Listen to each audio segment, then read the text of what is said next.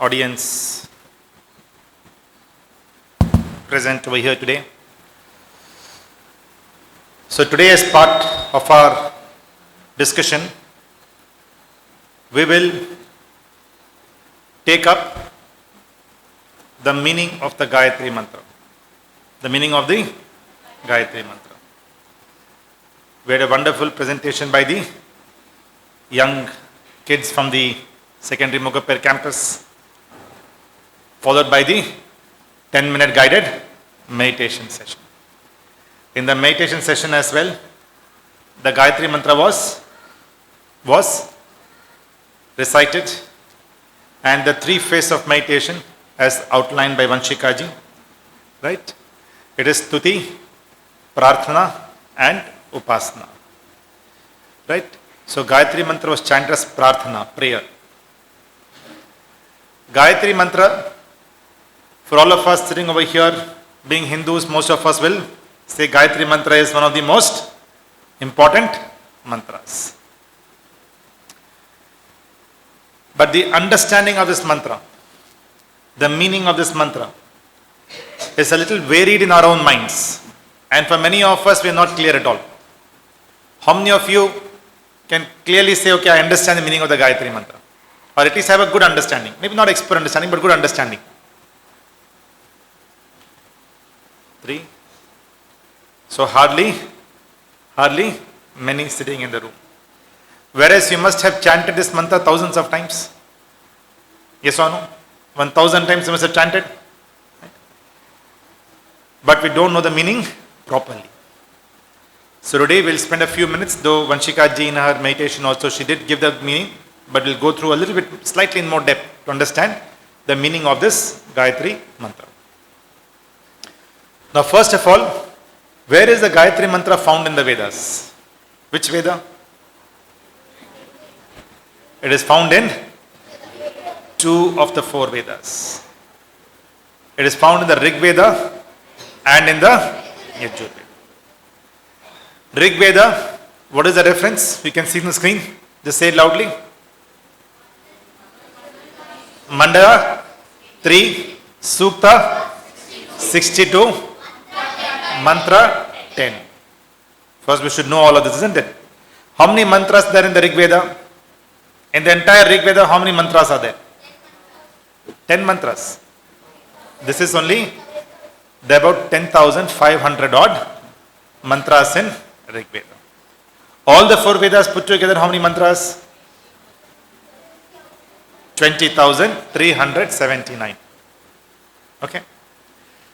So, the Gayatri Mantra is found in the Rig Veda and also in the Yajur Veda with a very slight variation.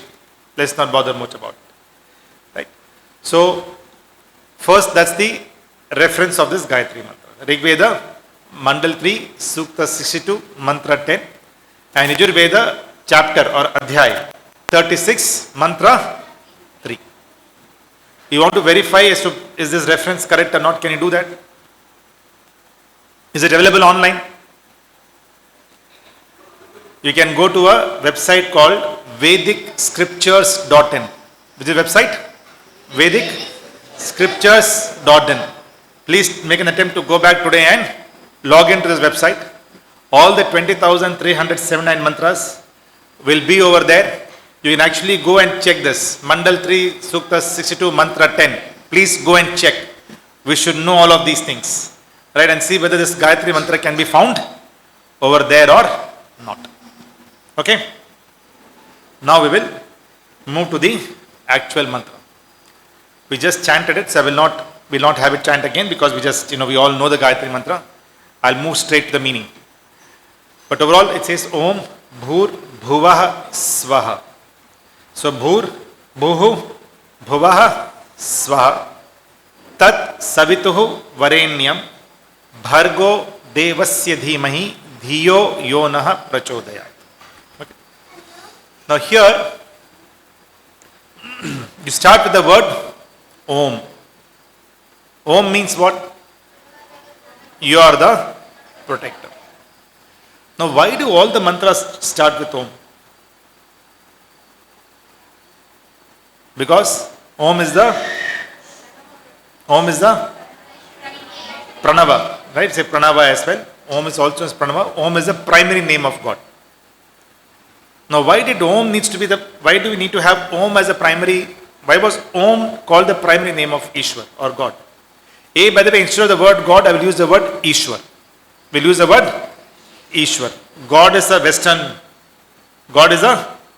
Western construct of this word. It's an English translation. But the word is Ishwar. Okay. So, why did we need to say the primary name of Ishwar is Om?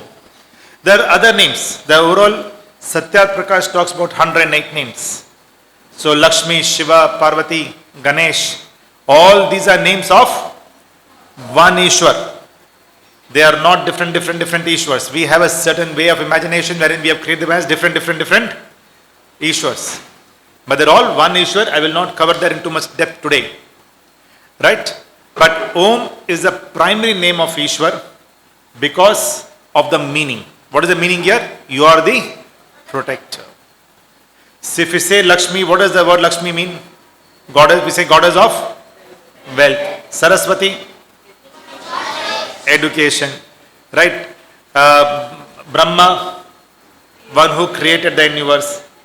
Now if you look at all these names and look at protector, that in a way encompasses all these qualities. In a way it encompasses all those qualities when you say you are the protector. So you protect us by giving us knowledge, you protect us by giving us wealth, you protect by creating this universe, you protect by running this universe, you protect us by being just. Right? So Om is the primary name of Ishwar. Clear? Now, the next word is Bhuhu. Bhuhu means the giver of prana, the giver of life. Right? Today, if there's a dead body, what is the difference? There's no prana in that. There is no life in that. A baby is conceived and life comes into it. A plant is born, life comes into it. Right? So it's called Bhuhu, the giver of life, the giver of prana. The second word says Bhuvaha. Now Bhuva over here means you are the remover of all my sorrows, all my difficulties, all my challenges. I'm sure there are sorrows in everyone's life, isn't it? Everyone has some dukkha, some challenge, some problems. Yes, everyone has it. Kopi kutrapi na sukhina. Everyone has challenge in their lives. Even a young child also has some challenge. Feels thirsty, feels hungry, right? Does not get food on time, cries, isn't it? There is also a challenge, right? So Bhuva, you are the remover of my sorrow. And the word Swaha means you are the giver of happiness. Now the sorrow or happiness, Ishwar does not have a magic wand. So it's not that you chant Gayatri Mantra 108 times, right, and all your sorrows will vanish. Otherwise you'll come back and say about Vikasji, you mentioned in the speech, I chanted 108 times, I chanted 1000 times, right? You said remover of sorrow. My bone is broken. My sorrow has not, my pain has not gone away. My bone is still not, it is not joined together. Right? So, what is this? How you are saying remover of sorrow? Right? So, we need to understand this context that Ishwar does not, you do not remove sorrow just by chanting a mantra X number of times, just by going to one place of worship. Right? God does not just simply remove the sorrow or simply give you a sense of happiness. But how does it work then? So my dear audience, as I keep mentioning in my early talks as well, we are a function of our decisions in life. We are a function of our decisions in life. On an average, we make about 35,000 decisions every single day. How many? Around 35,000. Right from the morning you get up, today morning you got up, Whether to put the alarm on snooze or to get up was a decision you made. Whether to come to a satsang on time or not is a decision you made. What to wear, how to come, right? Whether to sit here also and listen to me carefully. All these are decisions that we make. And this 35,000 decisions that we make every single day, right? If you make those decisions properly, it will help you gain happiness or remove your sorrows. It will help you gain either bhuvaha or swaha. Now when you chant the Gayatri mantra and you look at the next few, the other parts of Gayatri mantra, it basically it says that give me good intellect. Give me good intellect so that I can make good decisions. If I make good decisions, my sorrows will come down and my happiness will increase. Okay. So it says, so Om, Bhuhu, giver of life, Bhuvaha, remover of sorrow, Swaha, giver of happiness, and then it says, Tat Savitu, you are the creator of this entire universe. Right? Varenyam, we pray to you alone. Bhargo Devasya Dhimahi, may you bless us with supreme intellect. Right? And what is the last phrase? Dhiyo yonaha prachodayat. It then says, may you not only give me supreme intellect, but also guide my intellect in the right direction. Why did the Gayatri mantra have to give this last phrase of Dhiyo yonaha prachodayat? We could have stopped at Bhargo devasya dhimahi. Give me supreme intellect. But the Shastras say no, it doesn't stop over there. The last phrase, Dhiyo yonaha prachodayat, is also extremely important. Why? Because having only supreme intellect, right, does not guarantee success or does not guarantee satisfaction, does not guarantee dharmic perspective in life. Let's take an example. So you have twins, right? Two children, two brothers, twins, right? Born into the same set of parents, same home environment, go to the same school, right? Do extremely well in the school, and then join, say, some IIT, join the computer science department. Both do extremely well over there, right? When the final placements, they finish their IT course in computer science, one decides to join a cyber gang. You know what cyber gangs are, right? They do online frauds, right? It takes a lot of intellect. It's not easy at all. It takes immense intellect. And the other brother joins the CBI or the NIA, National Investigative Agency, to work with the government, right, to ensure that there is peace in society. And the other joins a cyber criminal gang to dupe people, to cheat others. In both, lot of intellect is required. So Bhargo Devasya Dhimahi is required in both the cases. But Dhiyo yonaha prachodayat, that intellect has to be used in the right direction. Remember, in life, there is an how of things and there is a why of things. There is a how of things, right? How do you create this, chip, semiconductor? How do you create a nuclear power plant, right? How do you create a supersonic missile? How do you create a BrahMos? How do you create an Agni? This is the how of things. This is Bhargo Devasya Dhimahi. What is the why of things? How do you use this? You use BrahMos to protect yourself or to simply attack and exploit someone. You use the nuclear power to drop a bomb, or you use it to generate electricity and light a million homes. That is the why of life. So the how part is Bhargo Devasya Dhimahi.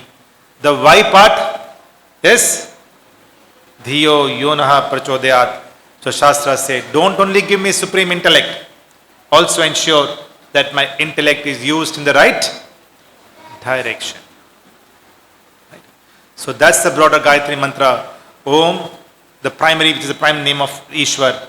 Bhuhu, giver of life. Bhuvaha, remover of sorrow. Swaha, giver of happiness. In what way? By taking good decisions. This 35,000 decisions that we take every single day, if you meditate on the Gayatri mantra, if you chant the Gayatri mantra with the meaning, right, and you think about it every day, what does the Virat Kohli do just before he has his batting turn? It's a World Cup final, right, and Virat Kohli is the next batsman in line. The previous two opening batsmen are batting. They may get out any time and he may need to go and bat. Now sitting in the dressing room, what does he do? He is basically thinking, right, as to how did I get out last time, what shots I play well, what shots I have to be careful on, what kind of balls to leave, right, what are the mistakes I did previously. There is introspection and thinking as to how do I take better decisions on the pitch when I get there. You're taking a decision, isn't it? What does the batsman do? He's taking a decision with every ball. He's deciding how to, in that fraction of a second, he's taking a decision. Right? So if we chant, right, the Gayatri mantras and multiple the mantras, but along with the meaning. Without the meaning, the impact is very, very minimal. It is still there, but it is very minimal. But if you chant along with the meaning, you can take better decisions, and therefore, Bhuvaha and Swaha, and you pray to the Creator that bless me with supreme intellect, which I use in the right direction. Any questions? If you have one or two questions, I'll take, otherwise we'll close the session.